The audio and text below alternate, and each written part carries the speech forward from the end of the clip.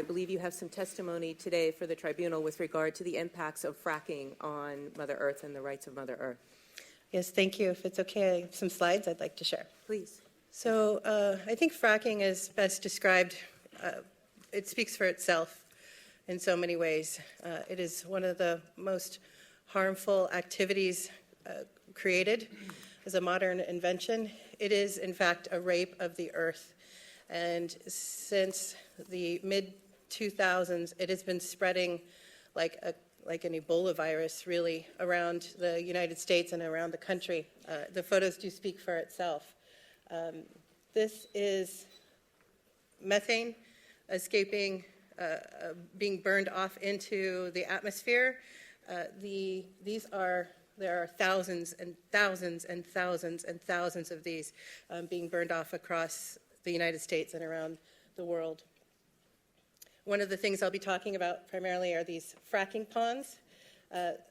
The waste ends up in these sort of lined ponds that you might put your goldfish in, just a plastic liner, and they're toxic and open, and as you can see, they're dangerous.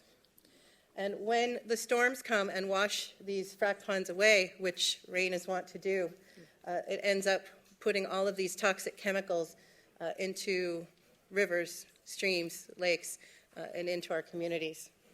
So even though fracking has certainly become more visible on the world stage, for those of you who are not familiar with the process of fracking, what it is, I just want to give a really brief sort of synopsis of very simplified synopsis of the process. It is a process for recovering oil and natural gas, like maybe 2 miles down from the well rig, straight down through the water table, through the soil, down into deep, hard shale. And the idea then is that it can be horizontally, the well rig is horizontal, and millions of gallons of fresh water and toxic chemicals and sand are pumped down past these well casings into the earth to open and fracture that shale to release quote-unquote trapped oil and natural gas to be brought up and used. So fracking takes over 1 million active fracking wells exist in the United States just in those last few years. It takes between 2 and 8 million of gallons of fresh water, not dirty water, but fresh water per frack well. So each one of those well rigs, each time it is fracked, up to 8 million of gallons of water is used. Each one of those wells can be fracked up to 18 times.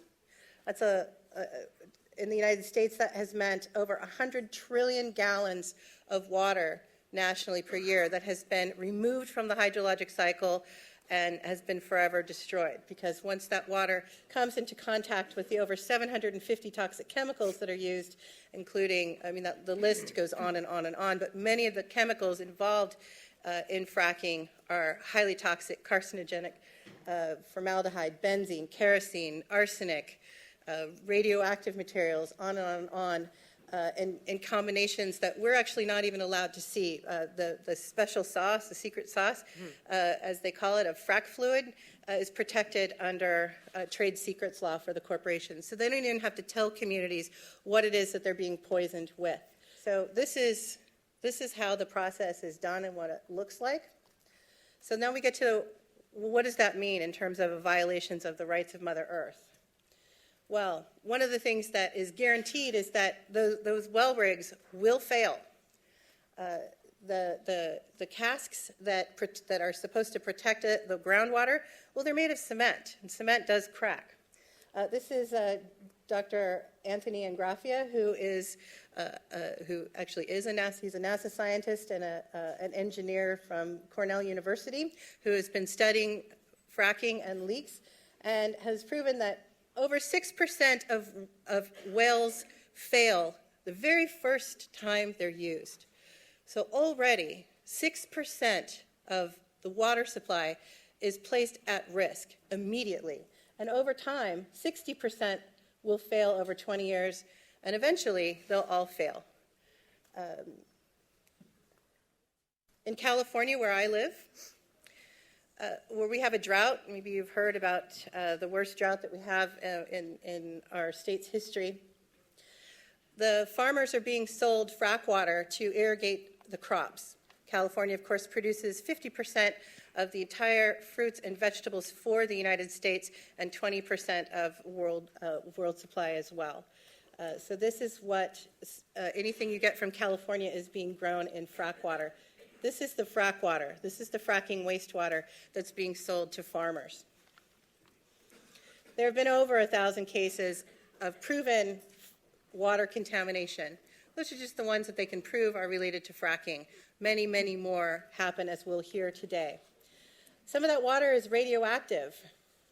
In some places, it's 3,600 times the federal limit for water, the radioactivity allowed for water. And as you can see, all of these fracking chemicals, once they leach into the water, they're just deadly. Fracking also violates the rights of air and climate. So we have that leakage of methane that I've talked about. Methane, which is a greenhouse gas 25 times more potent than carbon dioxide.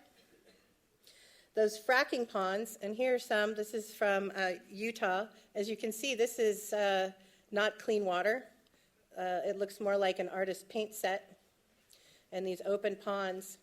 And they just sit in these open ponds and release volatile organic compounds, or VOCs, in this off-gassing, which creates smog, which creates air pollution, and which also contributes to climate change. It also contributes to cancer and asthma. This, of course, again, these are the people, these are the workmen working on this well site. Look at them in comparison to the size of this flame. This is happening all across the country where they're just releasing this methane. And these are some of the chemicals that cause cancer, that they've proven to cause cancer, as well as many other health effects. And people and communities, animals, are becoming very, very sick. Fracking is also a violation of the rights of soil, the rights of the earth, the sites for life. Casey Camp Hornick, I'm so sorry. She spoke yesterday in the opening ceremony, and she was also testified last year. Actually, if you could come up and join me. Testified last year in this case before this tribunal about what happens in her community of Oklahoma, which is now the earthquake capital of the world, since she has testified in the past. I wanted to bring that forward. And just to go through a few things, you can also see where the animals have died, the cows have died. That list of in the middle there, those are called fraccidents, because the fracking is dangerous enough when it's done legally, but of course it's never done perfectly. And the fact is that we're taking what's happening in the United States and we're exporting it around the world. This is a map of unconventional oil drilling over time. So as you can see, really small percentages of in 1990, and soon it's going to overtake fracking and the like will be overtaking conventional drilling.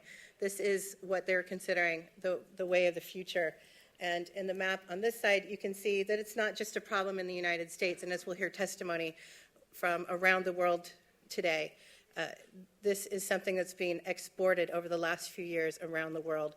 Fracking is one of the most dangerous and vile activities, creations for oil exploration that has been ever invented, ever thought of. It is a rape and a violation of the rights of Mother Earth. Thank you. Thank you, Shannon.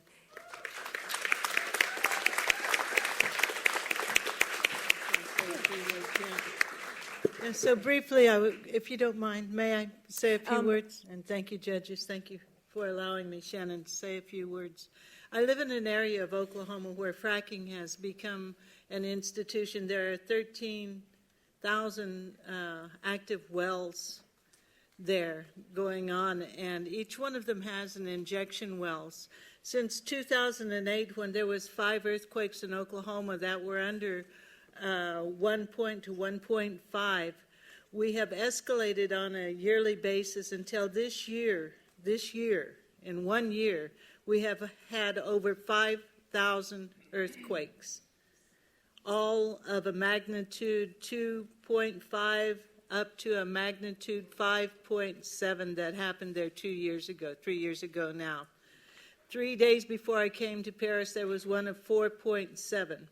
All of these earthquakes that are happening there are directly related to the injection wells. The Corporation Commission of Oklahoma is manned by oil people, and so they continue to allow this to happen. And what is happening as a result of that is beyond devastation for our people in that area. There are 39 federally recognized tribes in Oklahoma, and each one of us have a love of the land and the water and the air. And each one of us are suffering from having the aquifers beneath our territories being defiled. Each one of us are having fish kills in our lakes and in our ponds. Last year, the Salt Fork River that ran through our territory had 5 fish kills directly related to the injection wells and the poisons that go inside there. So those are the same waters that our people fish in.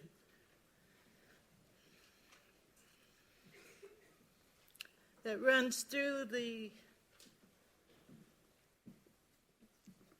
grounds where we have our annual gatherings, where in the past we've shared food and dance and joy. It's where our children play in the sands and the sides of the Salt Fork. It's where our men folks fish and bring home food for us. And we get no warnings, the EPA or the federal government there, the Bureau of Indian Affairs, none of those tell us the things that Shannon is telling us here. So our babies are still playing in that, We're still fishing and eating down there.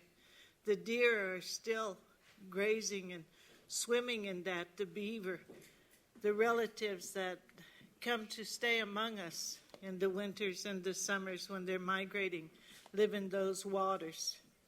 So we know firsthand that when you grind into the bones of the mother, that she begins to shake and shudder with pain and with the reality that she has to find a way to live with her waters being shifted and poisoned and killed, and with the advent of men being able to shake from her and pressure from her those things.